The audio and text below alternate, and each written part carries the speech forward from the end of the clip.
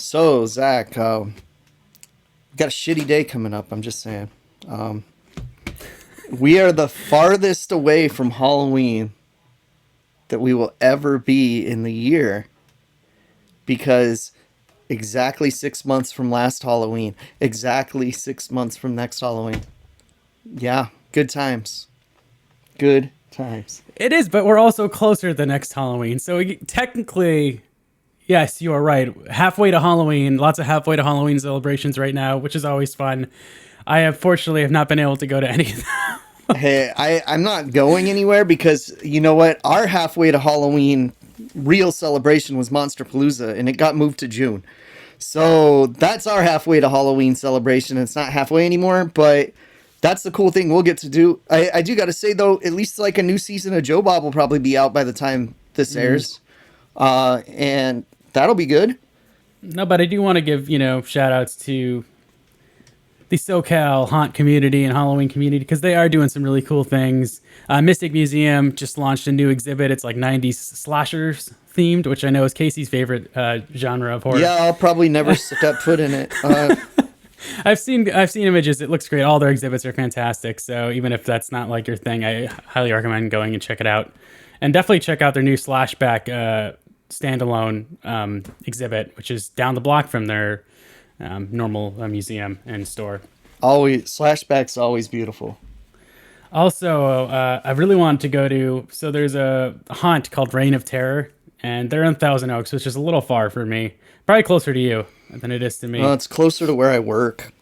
Yeah. Pretty close. But they have, I've heard so many great things about their haunt that they do in October. Yeah. And it's like 130 rooms. I really want to go. But they do a thing in the middle of the year, halfway to Halloween, which is sort of, I guess, partly a fundraiser for kind of what they do in October as well as for charity.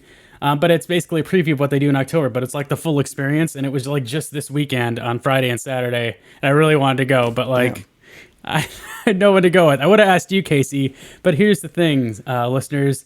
Casey, like if you ever see him out past 7 p.m., like buy a lottery ticket, because that is such a rare occurrence. That is... Yeah, not a big fan.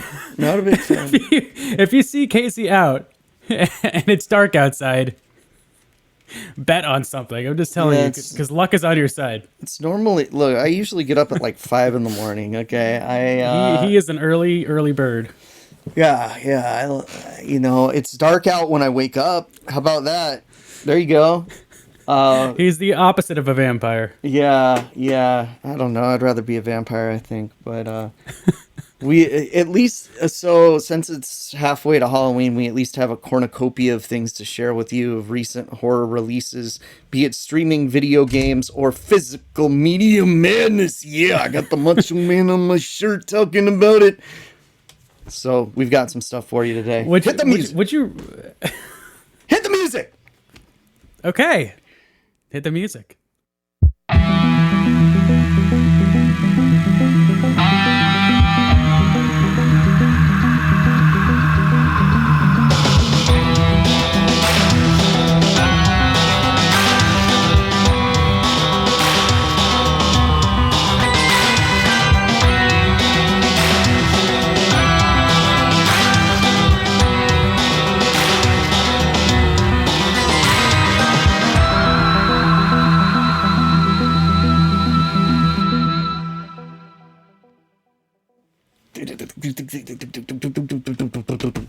Okay. You were saying, Zach? Well, first, let me just say, welcome to Another Miserable Podcast, Horror Decomposed. My name is Zach. Joining me today, the one and only, Professor Casey. Hi, yeah. Chris can't be with us today. He's got a thesis to do. He's got a thesis, and he's getting over a cold, poor guy. He's been having trouble breathing through his nose, so I hope he is breathing today. Yeah, I hope so, better, too. Because writing in that kind of mindset isn't good either. I'm going to call it in advance. Maybe the next episode, I might not be here depending on when the recording time is, just because I have to do some paperwork and writing for my job. Oh, no, man. Yeah, but it's the last time I'm going to have to do it. So, Work, dude. Work. Work is the worst. Yeah, it's like an extracurricular thing for credentialing purposes. Nah. It's not good. But No, I did want to ask you. So you were saying you'd rather be a vampire, but here's the thing, Casey. I know how much you love malls. Vampires can't go out during the day. So would you want to be a vampire if like you could really not go to a mall? well, you could always go to the mall between like 8 and 10 For like p.m. 2 hours. Yeah. For like 2 hours. And I also like empty malls. You do. That is true. So But I it's can just still a turn different into experience. a bat or some mist, and I can hang out while they close, and then I can have the whole mall to myself when they open. And I could get into any store I want because I could turn into mist. I'm seeing no disadvantages. Yeah, but if you're there after it's closed, well, you can't get any of the good food court food, you know. Oh, yeah. I'd have to. If you're a vampire, you can only drink blood anyway, man. You've seen what we do in the shadows. That is the big caveat. Yeah. That's the big caveat with being a vampire, unless it's a weird vampire rule where you can eat and then you puke. But like generally, like living without food, just on blood, I don't know, man. I don't know. Yeah, I like conveyor belt sushi. Imagine how good you would be in the line for sushi if you could turn into mist and get ahead of everybody. Oh, so good. But yeah, we have a Don't Cross the Streams for you today. We have some news. We have some physical media madness. Casey has a video game he wants to talk about. Yeah. But I do want to ask you, Casey, since it is halfway to Halloween, by the time this episode comes out, it'll probably be exactly halfway to Halloween. We're going to celebrate a little bit today. Casey, I have some questions for you, some predictions I want you to make here. Okay. What do you think is going to be the most popular Halloween costume in 2022? And what should be the most popular costume in 2022? It's going to be something... If it was a just world. It's going to be something stupid and COVID related. Or something... You know what? Vladimir Putin is going to be... That's what popular. You want to write down, but I do not think that's going to be correct unless it's like really anti-Putin costume. No, it will be, like but that. still, that's going to be the most popular. It's going to be like a joke version. Okay. Interesting. That's your prediction. And what should be like Frankenstein, bro. Where are all the Frankensteins at? I don't see one trick or treating ever. Be a fucking Frankenstein. Come on. Frankenstein's monster, technically. I don't care. Sorry. Look, you know what? The toy packaging, all the official merchandising refers to him as Frankenstein. He's Frankenstein. He's the monster, but he's Frankenstein. Yeah. You know. Though if someone dressed as Dr. Frankenstein, you get They'd points. have to explain the costume. You never want a costume you have to explain, right? So what are you thinking, Zach? Most popular Halloween costume in 2022. Well, Stranger Things, the new season is about to come out, which looks fantastic, by the way. I'm really excited to see Robert Englund in a horror role again, and Well, people the villain looks great. Leaving Netflix in record numbers. But this is like the Duffer Brothers. Did I say their name right? Duffer Brothers? Is it the Duffer Brothers? I watched the first season, dude. I'm not. You a got Stranger it. Things You guy. missed the mall season. I don't know how you missed the season that was set in a mall. Like, how did you miss the season that was set in a mall? Season 2 drained all of my interest. It is the Duffer Brothers. Oh, you got to watch season 3, dude. It's great. You would like it. But season 4, the Duffer Brothers have been like, I was just reading an interview, and they've really wanted to do like a Freddy Krueger, Pinhead villain. And so this is their season to do that. Actually got Freddy Krueger, and the teaser images actually look like Freddy Krueger. So It looks pretty cool. It looks cool. So I'm really looking forward to that. But anyway, those are always really popular costumes. So I'm sure there'll be like maybe a lot of people dressed up as the villain from that this season, or the kids, because they always are. Though they're not kids anymore. They're teenager adults.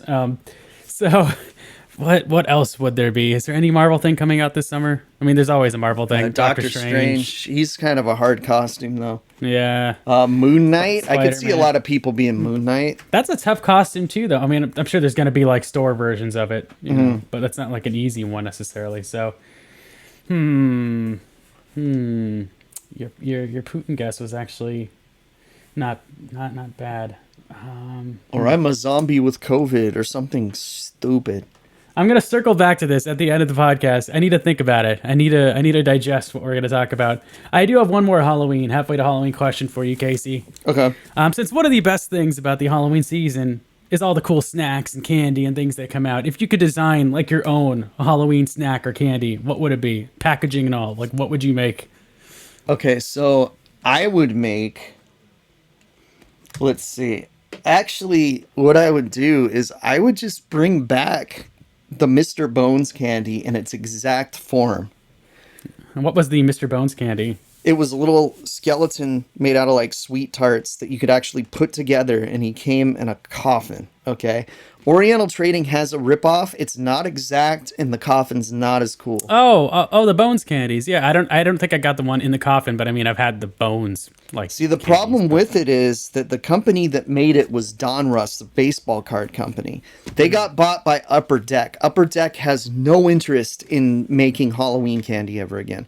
So I would make an exact copy of that, but what I would do is I would make a series of monsters so you can mix and match and have different pieces. So you could have like a vampire head on a skeleton body, or you could have like a devil vampire, or you could have a Frankenstein wolfman if you want, or you could have a zombie werewolf like the movie I'm going to talk about today.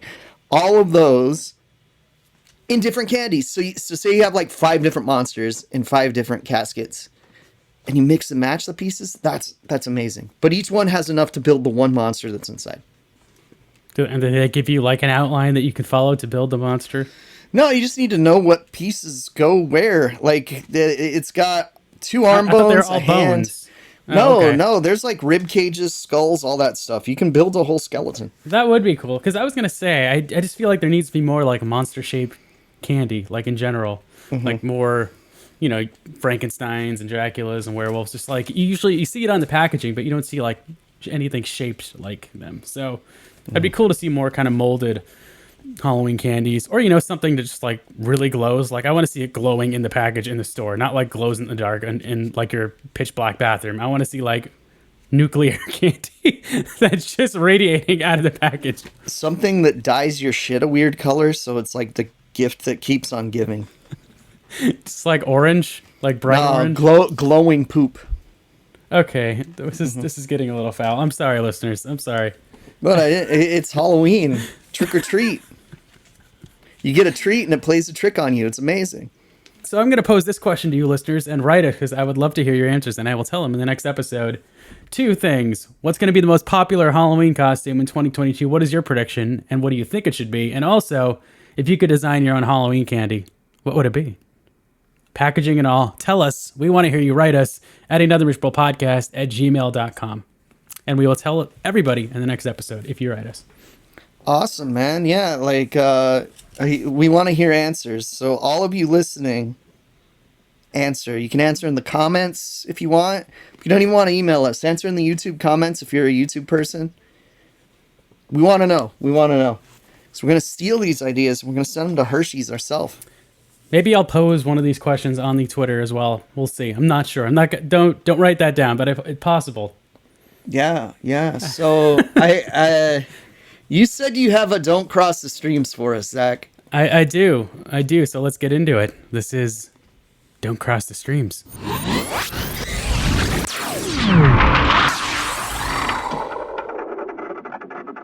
Is this you watching Devil Story? No, we can talk about Devil Story. I mean... Yeah, can I just give the quick update that Devil Story, Cemetery of Terror, basically all the Ruben Galindo Jr. movies, there are streaming on Tubi right now.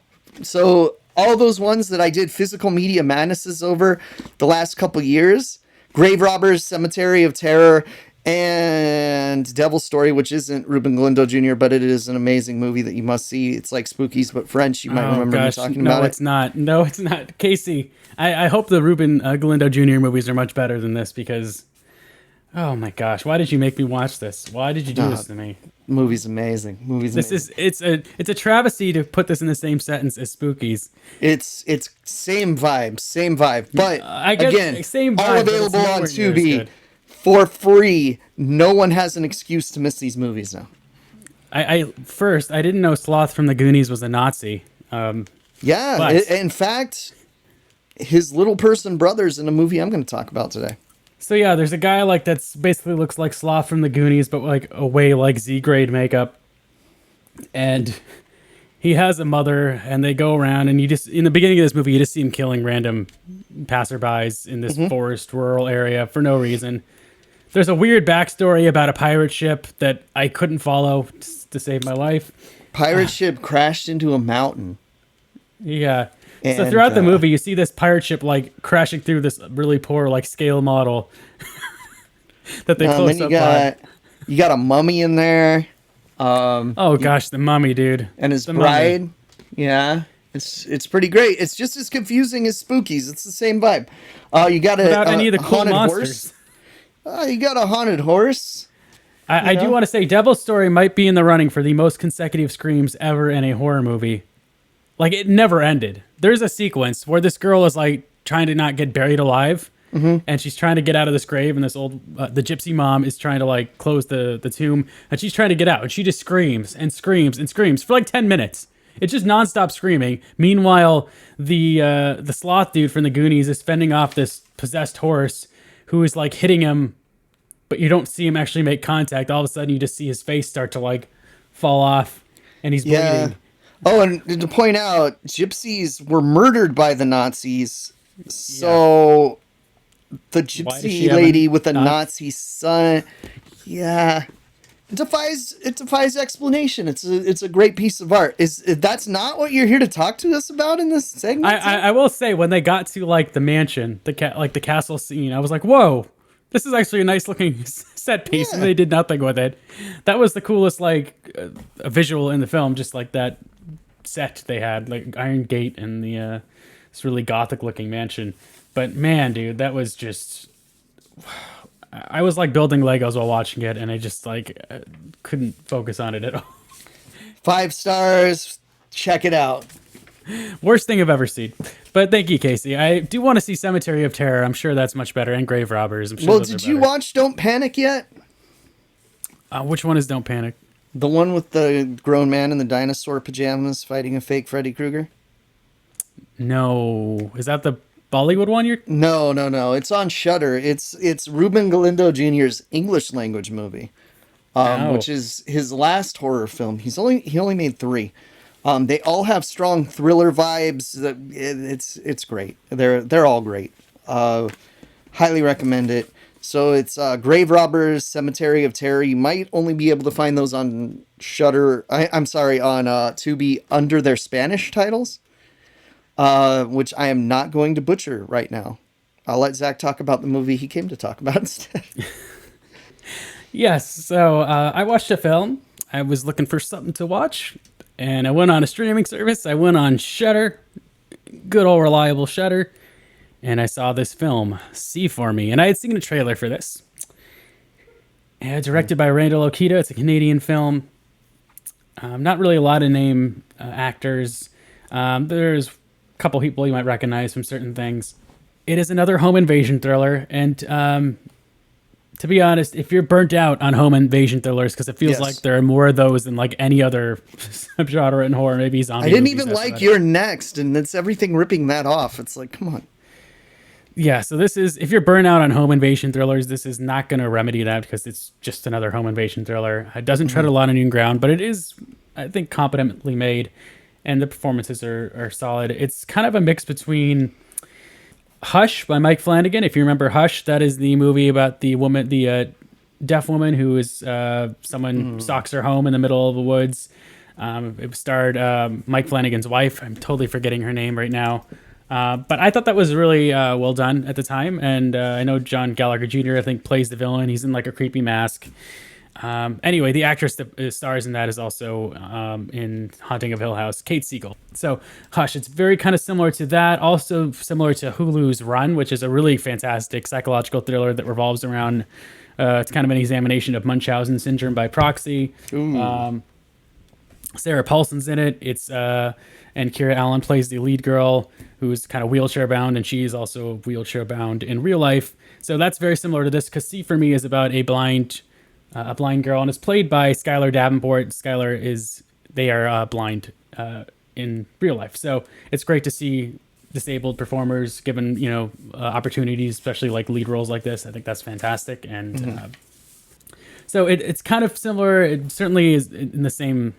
It's kind of a mix between Hush and Run. Also similar to The Call, because the main premise of this revolves around there's this app called See For Me, and when she's house sitting, the basic plot of this movie is Skylar plays a character named Sophie. Sophie is a young former pro skier. She got in a bad accident and it took away her vision. And so to make ends meet, she still lives with her mom, but she takes these jobs house sitting and or pet sitting kind of to make ends meet. But she's not like totally a goody two shoes. She's gotten in the habit of like taking an object or two from every place she sits because she usually sits for really wealthy people. Yeah, she sits for kind of wealthier people, and she'll like steal something and pawn it off for profit. So she's like a young girl in her 20s, early mid 20s. Anyway, so she gets a job pet sitting for a cat for this wealthy divorcee in kind of this lavish estate far from the city in the woods. And on the way there, her mom tells her to download this app called See For Me, which is basically like it connects visually impaired individuals with a helper who can guide them from the other end via FaceTime call. So if they get locked out or something like that and they need help finding their way around, they connect with somebody and they can use their phone to kind of guide them from the other end. Okay. So that's kind of the central sort of hook with this film compared to other ones. In this genre, you look at something like Don't Breathe, this is kind of a parallel to something like Don't Breathe, but if Stephen Lang was a good guy, which they tried to do in Don't Breathe too, but less of a action hero here. So it's kind of like if Don't Breathe was a good person that was whose home was being invaded. Right. So yeah, she's pet sitting at this house. She's not like the most likable character initially. She's sort of a curmudgeon. She's kind of short with people and pretty defensive. She's obviously, this character Sophie's holding on to a lot of bitterness since her accident, which kind of forced her to leave behind her passion and skiing. But, you still root for her. Just clearly she's dealing with a lot of inner turmoil. So she's just not super friendly. At one point before the invasion happens, she gets locked out. That's when she uses this See For Me app for the first time. She connects with someone named Kelly, who she kind of hits it off with. And I think that's just one of the areas where I think the film could have improved a little bit. I would like to have seen a little more between the relationship between Kelly and Sophie. Mm-hmm. You don't find out too much about Kelly. There's a couple scenes where you get into a little of her backstory, but you really just find out that she used to be in the army and then was kind of demoted for unspecified reasons. And now she kind of does these calls for See For Me, and she also plays video games in her, basement, wherever she is. Something. Okay. So you don't really find out a lot about Kelly. And so she's woken up during the middle of the night. She hears something going on. Don't expect the Strangers type of home invasion with this. They are not masked at all, which I think is kind of short-sighted as sort of a plot problem, because if you're robbing a house, let's say hypothetically if you're robbing a house and it's a big lavish estate, they have to have cameras there, so why wouldn't you hide your face?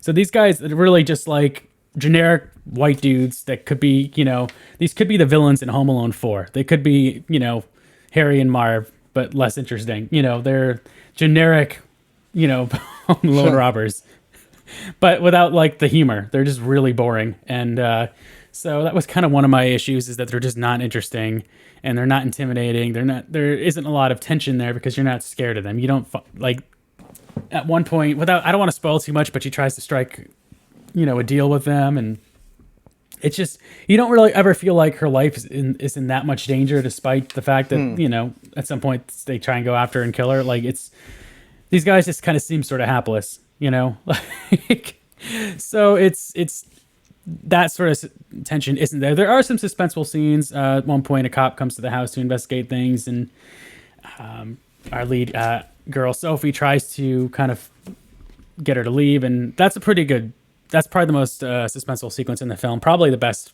like I would say, scene. It's about like a 10-minute scene. That's probably the best scene in the movie. So Sarah it's okay. So you get kind of disconnected with Kelly on the See For Me app a couple times. I do like that kind of in the climax of the film, she's disconnected from Kelly from the See For Me app, and she kind of has to get out of this situation herself, because I think that shows a lot of strength on her end. It's just not that. It's certainly more of a thriller. This is not a horror movie at all. It's a suspense thriller. As far as like a popcorn munching, thing to throw on, you could do way worse than this. The performances are solid. It's just the villains are boring, and it's not super suspenseful. And there are also a lot of bad horror movie character decisions, that you just kind of roll your eyes at. Like when Kelly, the girl who's helping her on the See For Me app tries to like say, she's telling her, okay, there's someone in this room, don't go that way. And Sophie's like, oh, I'm going to make a run for it. And she's like, no, don't do that. And she makes a run for it. And then it doesn't end well for her. Like, dumbass, why are you doing that? Like, she can see for you. Like, so, and that happens a couple times where she just doesn't listen to Kelly. And it's like, this person is trying to help your ass here.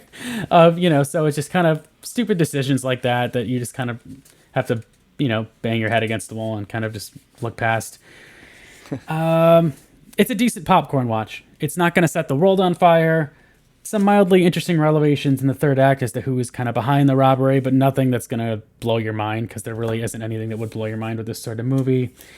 It's fine, but I would say if you want to watch a kind of psychological thriller that's similar to this, I would check out Run on Hulu. Run is fantastic, and that's really, really suspenseful, and similarly about a girl who, well, in that case, she was told she was disabled and is wheelchair bound, but she's really not. But that's, it's just a really, really gripping film. And this is okay. I think the performances are great. Skylar Davenport does a great job as Sophie. It's just run of the mill, and there's so many home invasion thrillers. This one, if you're looking for one that's, maybe if you're less into horror, you're less into the kind of the gruesome, bloody stuff, there's nothing like that here at all. It's really just kind of a by the numbers, thriller. I don't know if it's as good as Hush. It's less of a horror movie than Hush for sure. But it is great to see, disabled performers, being given lead opportunities such as these, especially for roles that obviously they can embody more than someone who isn't disabled, So, Skylar does great here. So I do think worth a watch for sure. I would give it, I'm between 2.5 and 3 stars. I honestly can't make up my mind. It's fine. It's fine. That is See For Me, directed by Randall Okita. I think this is kind of Randall's, one of his first features. I think he did direct another feature, but this is I think the first one to get kind of mainstream press. So yeah, See For Me. It's not bad. It's just, there are a lot of others in this. It's a very crowded subgenre. And there's a reason for that though. And Run is not a home invasion thriller. So if you like specifically like home invasion movies, this is more along the lines of like a Hush or Don't Breathe. It's something like that, but mixed with like the element of the call where you have someone, on one end of the phone trying to help a person that's in danger. It's that, it's mixing those two kind of things together. It's okay. So the reason we're getting a proliferation of these movies is because the way you get a script read right now is having a one location horror movie. So yeah, and it's, the house it's in is kind of cool. I just think there just isn't anything that spectacular here. It's, I was, again, I think messing with the Lego set while I was watching some of it. It's fine. It's just nothing spectacular. There isn't any, the twist they kind of put on it isn't interesting enough to really hold its weight for, it's only 90 minutes, so it's not super long. It's just not like an interesting enough hook. I think they needed to throw a little more into it. And honestly, if you're doing a home invasion thriller like this and you're using 3 generic white guys, at least put some masks on them. If they don't have any personalities, at least put something on them that's going to make them a little more interesting, because they were just so boring. And that was my main issue with them. If they had made the villains more interesting or intimidating. Cool weapon or something. Yeah, cool weapons or something like just made it a little scarier. Or honestly, I think this exact same setup, but if they were some sort of monsters or something, that would have been way cooler to me. Make it a little more of a horror movie, and you have this lead girl who needs to use this See For Me app, and she's fending off monsters. That would have been awesome. That would have been so much more interesting than just a stock, home invasion thing. And I think, give me this girl fighting off some like ghoulish trolls. I don't know, like something interesting like that. That would have been rad, man. And this is just boring white dudes robbing a house. Like, it's not that interesting, and it's just feels carbon copy. And we've seen this a million times before. But I do think if it's a Saturday night or whatever, and you're looking for something to throw on, and you have some popcorn, this is an easy watch. It's easy to follow, and I think the performances are solid. So that's See For Me, directed by Randall Okita. Give it a watch. Okay, yeah. So inclined. This mediocre is going to move over into our next thing. It's kind of a trend. I've been playing Ghostwire Tokyo from Bethesda. It's their last PS5 exclusive since moving over to Microsoft. Yeah, and it's Okay, like if I explain the premise, it's going to sound awesome. Okay, so you're in Tokyo and all the people pretty much disappear from this fog that hits everybody.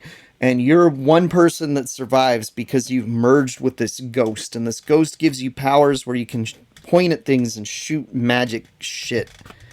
And you're fighting all these monsters like that kind of look like Slender Man, and there's like other ghosts and stuff, and it's kind of creepy. And as you're investigating, reality warps a bunch of interesting ways, and cool stuff happens. And then you get to interact with Japanese yokai legendary monsters that I fucking love. I don't know why this game is so meh though, because Yeah, all of sounds that like sounds something that you awesome. would, yeah. Yeah, that stuff sounds great, but everything from the gameplay to the exploration just seems like middle of the road. And every time something exciting happens, you get stuck in like 20 minutes of something boring after that. And I still want to play it. I want to see what happens. And I enjoy it at like a base level. I would never call it bad, but I'd never call it good either. It's just there. But I still want to see what happens. So maybe something's keeping me there. But I do got to say, it's got some pretty creepy monster designs. They're pretty cool. And, you get to pet a lot of dogs. That's always fun. What is like the gameplay loop like? I mean, what are you doing? Well, it's a first-person shooter. So you're going and you're trying to do some kind of mission usually. And the main story... It's linear, right? It's like a linear... No, it's open world, and there's really cool side missions. Like the side missions are the best part because that's where you get to like mess with the yokai and stuff. So you might have to like feed a kappa a cucumber and then capture him, or you might have to save a dog so he calls his oni friend and you capture them, or you're basically getting upgrade points, RPG level upgrades for your character. None of those are terribly interesting, and I think that's where the problem is. It's like none of them make you feel like you're like totally getting strong to where I'm going to destroy people. It's like, oh, you get a 20% boost in your firing speed. That's boring. It's like they get you cool stuff, but like they give you so little of cool things at once that it's just like really mediocre as a result. The graphics don't look super great. Like the city looks great. The people kind of look like crap. For something natively made for the PS5, it's probably the worst looking native PS5 exclusive game. Really? That I've played. Screen caps he posted look good. Yeah, but then the stuff that inhabits those screen caps doesn't look good. Like the backgrounds look great, but the people and the monsters and stuff like that don't look super good. Is this cross like generation? Like, is it on PS4 as well, or just No. PS5? Just PS5. Just PS5 and PC might have it as well. And so yeah, it was natively made for the system. I'd say of the Bethesda releases, like comparing this to Deathloop, it's like night and day because this game feels like it has zero style to it. And I think that's some of the problem. It's like you could get away with less graphics fidelity if you have a cool look to everything, which Deathloop totally does. Like that game doesn't have any style.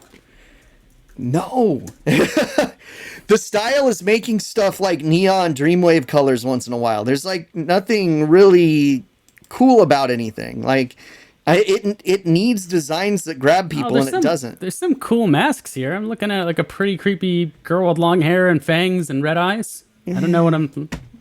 No? No. That's creepy. I mean, like, it's like, oh, like, half of them look like the girl from The Ring, half of them look like Slender Man. I mean, and then there's people with Oni masks running around, which has been done to death at this point, and was done better in the Yakuza games. The realism and feeling of being in Japan, done better in the Yakuza games. It feels like walking around in the Yakuza games in first person mode and only being able to do 10% of the stuff that the Yakuza games let you do. Because there's no like mini games or like distractions other than side missions and finding things. It's kind of yeah, it's like a Ubisoft game with like maybe 20% of the things to do. I don't know. Looking at stills, it's just making me want a Big Trouble in Little China video game, though. Yeah, I don't think that'll happen. Like your main character is one of the most least interesting people ever. He's possessed by a ghost, and all that does to him is he has smoke coming out of one of his eyes. It's like, do better. Come on. Like that's your superpower. I got some smoke that comes out of my eyes every once in a while. And Kinda cool. you point shit and shoot lasers. Like you go like pew pew at people. I mean, who wouldn't want to point your finger and shoot lasers, you know? So I don't know. Like it's keeping me playing, but then I stopped playing for a really long time. Especially there's this part where you lose all of your powers and you're just a regular guy sneaking around for a little bit. Luckily, you can speed through that portion of the game, but that was a poor design choice. I just feel like this concept in the hands of a more interesting design team would have been a lot cooler. I do gotta say though, I have something great for our listeners. Okay, I'm not gonna keep them with middle of the road stuff. I have something great to talk about, Zach. And it's the physical media madness. Yeah, play the intro. Yeah. There is no intro. That's the intro for Physical Media Madness.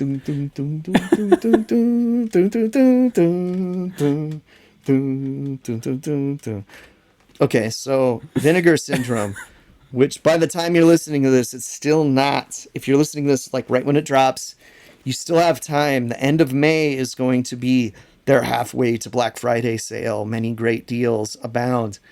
This was not part of that sale, but this is great. Okay, so this here is a double disc. You can hear it rattling. This is a double disc set, a double feature. Hard Rock Zombies and Slaughterhouse Rock. Okay, I'm gonna start with Slaughterhouse Rock. Okay. Because I want to end with the main event, okay? Slaughterhouse Rock is a Nightmare on Elm Street ripoff that takes place on Alcatraz, where instead of Freddy, you get a demon-possessed Civil War general, and the music's by Devo. Very competently shot. The music's pretty rad. Not only does it have like Devo songs every once in a while, but it actually has Mark Mothersbaugh doing the music. He composes the music, so the actual like atmospheric spooky music in this is really cool. The rest of the movie, so is Slaughterhouse Rock, is that a play on Schoolhouse Rock?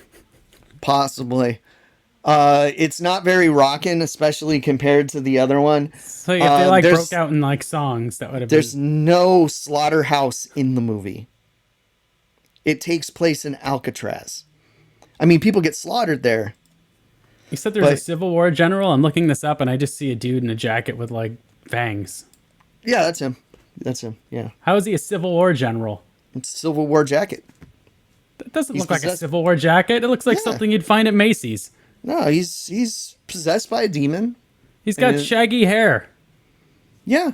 Oh, you're looking at the other guy that got possessed. That's not the same guy. Oh, they're not. There's no pictures of the Civil War general. Yeah, that's not the same guy. The guy that looks like mid-transformation American Werewolf in London right here, that's not the general. No, yeah, that's like not the him. guy. He's possessed by him. There's like levels of possession. He's possessed by a guy that's possessed. This movie doesn't make any fucking sense. Cool atmosphere though. Competently shot. Not the most interesting movie, but there are some awesome kills in it. They just take a while to get to. There's a pretty good one where someone gets their head punched through. That's pretty fun. Is it kind of similar to Prison with Viggo Mortensen? You know what I'm talking about? No, it's more similar to Don't Panic, which you have not watched, because it is a Nightmare on Elm Street ripoff. And I love that there are Nightmare on Elm Street ripoffs. I'm actually very surprised there aren't a lot more. It must not have caught on in Italy, because that's where the best movie ripoffs are from. So this is not an Italian film. I recommend it just because getting the set, this is good. Okay. Who knows? Joe Bob might do it this season. You might not need the set. I don't know. But the movie that it comes with. So Slaughterhouse Rock, 2.5 stars, mid-level. It's a wash. Okay. Hard Rock Zombies, I gave 4 stars. This movie is a goddamn cinematic masterpiece, and we're going to talk about it. First of all, if you're going to take one line, you're going to put it away on the back of the box, from me, Hitler fucks a werewolf. Must see. Oh my god. Oh my god. So, Hard Rock Zombies. This is a canon release. If I didn't tell you that, you would think it's a trauma release. Why are Nazis cropping up in 2 of the films we're talking about in this episode, man? I don't know. It just happened. Okay. You would think this was a trauma release if it wasn't. And I got to tell you, you're going to watch the first half hour of the movie and you're going to think this movie fucking sucks. Casey, what did you tell me? Power through it. Because it goes batshit insane right around 45-minute mark, okay? I was waiting for that to happen with Devil's Story, but it didn't, Casey, so you're going to have to convince me with this one. You were paying too much attention to your Legos, clearly. This... Wow. Okay, so first of all, you have this hard rock band, which is about as hard as Winger, okay? In fact, I think Winger is harder than these guys. They are going on tour to this small town that hates music and doesn't want them there. And the lead singer's got a girlfriend who, creepily, he keeps talking about and singing about how young she is. And her dad doesn't want her to date the guy. The dad's an asshole, but he's like the best asshole. And he's so hilarious. And they go to this town and they're taken in by this family of murderers, okay? So there's... the family consists of Scream Queen looking lady, and then 2 little people, one of which is Phil Fondacaro. He's the man. Friend of the show, Phil Fondacaro. He's like the main guy. And then there's his brother, which is like a deformed little person that kind of looks like a zombie. He's got like a puppet head. He looks like the Devil's Story guy, but a little person. Okay? Like 100%. And then there's a Super Mario looking kind of old grandpa guy. And then there's the grandma, who's an old lady in a wheelchair that's also a werewolf. You see the werewolf first. It must be seen to be believed. It's kind of disturbing how it looks. It actually looks like Chewbacca's son from the Star Wars Holiday Special. What is this film called again, Casey? This is Hard Rock Zombies. Hard Rock Zombies. And man, okay, so it gets weird. All right. So first of all, werewolf. There's like 3 musical numbers in the first 30 minutes. Fast forward through those. Okay, I give you permission. The next, but when they're at the house and they start playing, you have to pay attention because the family starts trying to murder them. And the family murders the whole band. Phil Fondacaro has an eye patch in this? Sold. Yeah. Maybe 40 minutes in, the whole band gets murdered. And the only one left is their kind of shitty producer / manager. And the dad says, hey, look, the band's dead. You know, it's fine. Rock and roll is banned from this town anyway. They can't play here. And then he goes, so now it's time for you to work for me. Would you like to work for me? And the guy's kind of reluctant. And he's like, look, no, look. I got to show you something. Pulls off his mask. Spoilers. Stop listening to the episode right now. We'll see you next week if you don't want this spoiled for you. Bye. It's a great movie. Watch it. You can skip ahead like 5 minutes. We're talking about more stuff. The whole rest of the movies, the whole rest of the thing's going to be talking about this. He pulls off his face and he's fucking Hitler, okay? Wait, who's pulling off their face? The old man that fucks the werewolf. He's Hitler. The werewolf is Ava Brown. He's literally Hitler. Worked out something with Truman to live in the United States in this town.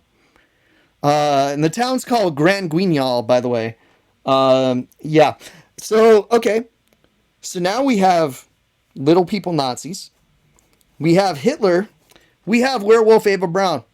The band dies and turns into zombies, which basically means they wear kind of face paint, you know? And they start attacking the family. They kill the whole family. But if you're killed by a zombie, you come back as a zombie.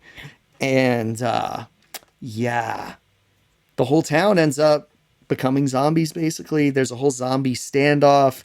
There's all this fun stuff with it.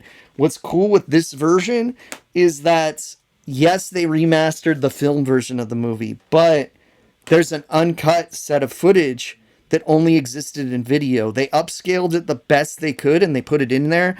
You can see the drop in quality, and so you know when it switches to the video footage of the cut stuff. And that stuff is great. You wouldn't know that the dad got sodomized by a railroad spike unless you saw the cut footage. 5 stars. Actually, I gave it 4. Because of all the musical numbers. They're interminable. Yeah, there's a lot of really bad butt rock in this movie, which can be entertaining. This is a movie you want to watch with a group of friends. You're going to think it's hilarious. Everyone will. Yeah, I don't want to say too much because I don't want to ruin a lot of the stuff. I already let the Hitler thing out of the bag, but he was kind of the elephant in the room. I felt like you needed to know that, or you might not watch this movie. Hitler fucks a werewolf, Zach. 4 stars. That's not the name of the movie. It's Hard Rock Zombies. Available right now on Blu-ray. You might be able to see this streaming right now, but it is not the uncut version of this film. And I recommend it because there's a scene with a mom and a child and a severed head in a grocery bag that is the most trauma scene not shot by trauma. Like, this is a Canon release again. But you would think it was one of the better trauma movies if you watched it. I highly recommend seeing this, but I recommend you do the Blu-ray version, or maybe if Joe Bob decides to show this version, because it's a very Last Drive-In kind of movie. You gotta see it. I've always had this movie recommended to me, and I've never watched it until now. And I'm sad that I didn't, but I'm happy that I waited to see the uncut version. So, yeah, Hard Rock Zombies. When that halfway to Black Friday sale comes around, the end of May, I want you to buy this movie and whatever else you're going to buy. Okay? So, yes, do it. Vinegar Syndrome, I love you. Thank you so much for this. I have no words to follow up on that, but I do have one thing for Physical Media Madness. It does not involve werewolves or Nazis. Well, actually, no, that's not true. It does involve werewolves. Cabin in the Woods is now has a 4K Steelbook available at Best Buy. It just came out. Okay, Zach, while we talk Steelbooks available at Best Buy. Okay. You know where I'm going with this.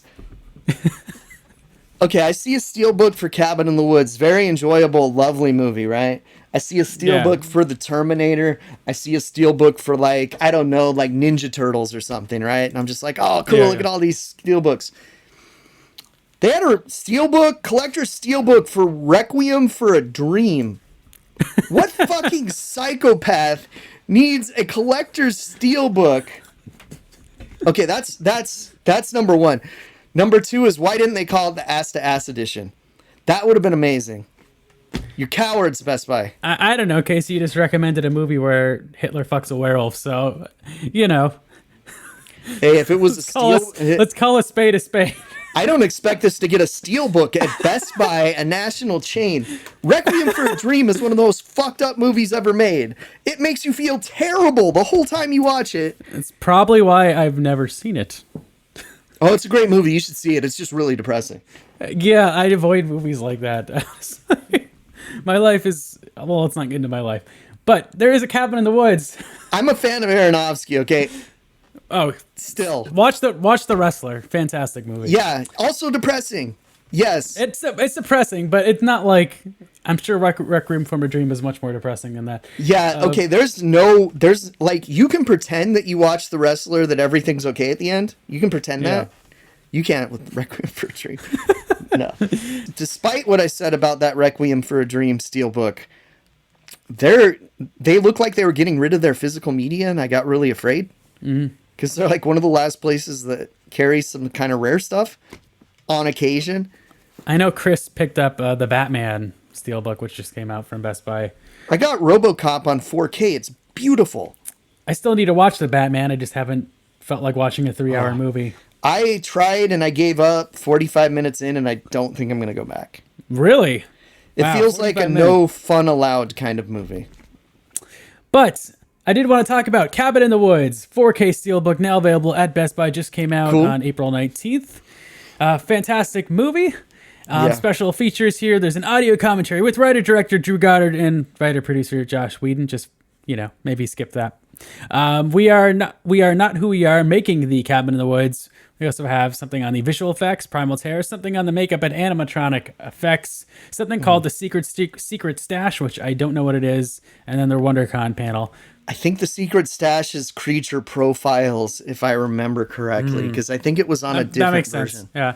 Yeah. I'm honestly really surprised they never made a sequel to Cabin in the Woods, because that was a pretty big horror hit, and there were so many ways they could have spun it Where off. do you go from that ending, though? Like, That was honestly my problem with the movie, is there was an easy out for that ending where you didn't need to end the world with the whole virgin thing. If there's two characters left at the end of the movie, and it's presumed one of them is a virgin, and then you find out they aren't, and it's like, well, the other character clearly could have been a virgin, and they just didn't go that way. So you just see a giant hand come up from the earth. But outside of that, it's fantastic, and you probably could do a prequel, But they just didn't leave it open for an ending, which is interesting. But Cabin in the Woods, great movie. Hope to see more things like it. And Steelbook, Best Buy. Let's get into some news, Casey, before we end this thing. I got a few All right, what do you random got? headlines. One, great to see David Cronenberg back. You got that Crimes of the Future trailer. It looked like a Cronenberg movie. I think Chris would have a lot more to say about it, but he's not here. But I'm excited to see a new David Cronenberg film. yeah, he's always been a favorite, so I'm interested. I did send Casey a trailer for this movie called Cyst, which I just found out about. Which everybody stop what you're doing and watch that trailer. It looks like, bargain basement Reanimator. It's great. Yeah. Mixed with the Manitou a little bit. Yeah. We already touched on Stranger Things Season 4. Really excited about that. Some video game news. Evil Dead the game has gotten a lot of impressions. I'm really excited for that. That comes out on May 13th. Do you have anything to say about Evil Dead the game, Casey? Have you seen any of the footage? Yeah, I'm trying to get the Pretos crew to play it, but a lot of them don't have PS5, so it's going to be me, you, and Byron, pal. We need a fourth. I'm down. I think it's really cool that when you play the demon character who's like controlling the board, basically, you can kind of zoom through the field. You can possess cards. You can possess people. Pretty cool. And there's like different types of, monsters you can kind of control. There's like skeleton dudes, and then there's, like the Deadites basically. And then there's more demon-like people. And it's really cool. I think it's great that they've really gotten every single property in the Evil Dead universe to in this game, so it really feels like a love letter to that franchise. I think, which had to be hard because their licensing deals are all different. Yeah. I really hope this does well. I know the Evil Dead is a little bit more of a niche horror franchise compared to like Friday the 13th and stuff, so it'll be interesting to see how well this does, but it really does seem like they put a lot of effort into this. It's way more in depth than I would have thought. There's tons to like leveling up and strategies and different character classes, so hopefully it's not too much. But everything I've seen looks really cool, so I'm excited to play it. And if you're a fan of the asymmetrical horror genre, you're going to be getting a lot of stuff pretty soon because there's a Ghostbusters game and the Texas Chainsaw Massacre game coming out as well. So what's also coming out? What's also coming out? I think it's just coming to Switch right now. But a House of the Dead remake. This flew like way over the radar, under the radar. Like I hadn't heard a thing about this, and all of a sudden, I saw a trailer, and I was like, "Whoa, that looks kind of cool." But yeah, no light guns, right? So how does that play?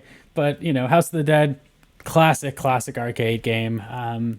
Earliest memories of going to the arcade revolve around House of the Dead and getting my ass kicked, and really cool to see a remake come out. Might pick it up just for fun. There's a really interesting looking Japanese set that's like a collector's edition that has a kind of a cool looking lenticular cover, but what I thought were actual figures were just cardboard character standees, so that makes it way less interesting. Yeah, I thought they were like little zombie figures, and it's like, oh, that's pretty cool because you can actually get it cheap from Japan right now. I mean, I love a good standee, but like, I don't know. Because this is out. Yeah. Oh no, sorry, no, it's not. It's June 14th. It's June 14th. It looks like Amazon does have the limited edition, so that's the lenticular Nice. cover. But I don't think uh, it's not a full price game, so I'm not sure what is it, $30, $40, something like 40 that. bucks, yeah. 40. Yeah. Well, because the first game's really short. Like, if you actually get good at it, there's only like a few levels. It's not super long. Because I dominate typing of the dead. I'm really good at that version. And they used to have it in Little Tokyo when they had the cool arcade there. And yeah, typing of the dead's great. Like those of you that haven't played, the zombies and monsters all have words above their heads, and you have to type them really fast to kill them. Your weapon's a keyboard, so it improves your typing speed while improving your zombie killing skills as well. Good stuff. I love this series. It's cheesy and shitty. I hope they keep it that way instead of like trying to make it good. Because I know the last one for the Wii, they tried making it good. Was that House of the Dead Overkill? Was that it? Something like that? I part 4? I don't remember. Okay. Yeah. Good stuff though to see that still a franchise. Fuck that movie though, dude. Oh, I don't know if I ever saw it. oh it's bad. Oh Yeah. my god, yeah. It's worse than the game, and the game is really bad. Like, yeah, but with its charm. You know, you know what else is coming out? A new Jim Wynorski movie called Bigfoot or Bust. Oh, with Jim, I can only imagine what the bust stands for. It's very much a comedy. And I honestly didn't realize what Jim Wynorski had been up to in recent years since he directed Chopping Mall, guys. He directed Chopping Mall. Dude, And, follow him on Facebook. He's like the friendliest dude in the world. I absolutely love that guy. It's he's not been making, quite to the level of Chopping Mall, but he's clearly having a good time. He's made movies like Dino Croc vs. Super Gator and lots of kind of parodies and things like that, which I haven't really seen. But he's been very busy. He's a very busy man, and he's still going in his early 70s, which is awesome. But yeah, if you want to see what the guy, director of Chopping Mall and Sorority House Massacre 2 is up to, dude, like, Return to the Swamp I friended Thing, him on Facebook, and I was randomly talking about Chopping Mall with one of my friends. It might have been it was you or Kevin, and he just like chimed in. I'm like, holy shit! What'd he say? I forget what he said. Something about Chopping Mall, and I'm like, oh, holy shit, that's awesome. Because I got a Killbot shirt. We should get him on the podcast. Oh, that would be cool. That would be cool. You should friend him too. Then, just be like, yeah. Is he not on Twitter? Dude, just do Facebook. You have a Facebook. Come on. Our Facebook is like empty. Anyway, another film that I wanted to point out that I'm excited about is Dashcam. It's from the director of Host. If you remember, Host in 2020 became like a big thing. It was the big found footage film that kind of took place during the pandemic. Really well done. So this is a new kind of found footage horror film from a director of Host, Rob Savage. And I guess the gimmick of this one is the entire film. He's my nephew. Yeah. I guess the entire movie takes place through, or the majority of it is through a dash cam or a phone that's being used as a dash cam. I don't know exactly, but it sounds cool. There's some sort of supernatural thing. Yeah, I'm looking forward to it. Host is great, and I always enjoy a well-made Bums me out because movie. Macho Man died in a car accident. Fuck, man. Bumming me out. That was not my intention. One other thing. Speaking of found footage movies, there's a new documentary coming out called The Found Footage Phenomenon. It's going to be on Shudder in May, I believe. And I've heard great things about this. It's a really deep exploration into the kind of found footage genre and kind of the cult behind it. Well, Zach, they also have another documentary. There's a new season of Cursed Films, and it still sucks. Oh. Mm-hmm. Well, this is supposed to be good. Like every pretty much prominent filmmaker that's dabbled in the found footage genre, they apparently touch on all of them, everything from Cannibal Holocaust to the McPherson tape to the Blair Witch Project. So lots of that is explored. Speaking of the McPherson tape, I saw a recent release of it on Vinegar Syndrome. That looks awesome. Yeah, the cover of it, they did some good work with that. Yeah. Where's Lake Mungo at? They won't do Lake Mungo because it's shot on video. That's the thing. Vinegar Syndrome doesn't do shot on video, but their partners do. So it would have to be like a partner release, which I think the McPherson tape is. Yeah, technically but it's sold on their website. Yeah, right. But yeah, kind of like WNUF, right? Like that wasn't that was technically their record company putting it out. Yeah, I think they're sold out of the limited edition version of the McPherson tape, but there is like the regular version still there. Yeah, really, the limited edition is just the slipcover. It's a cool slipcover though. It's really cool. But sometimes you're paying $7 for a slipcover, so sometimes I just say, give me the regular one. Unless it's WNUF Halloween Special, which that slipcover is very worth it. Yeah. But and I hear WNUF Halloween sequel is wrapping up soon, and I'm really excited for that. So I think that's coming. Are they targeting this year? Let me look that up. I don't want to misquote, say something erroneous here. I do not know if that has a release date yet, but I think maybe it's coming this year. I could have sworn it was this year, but I could be way off. Yeah.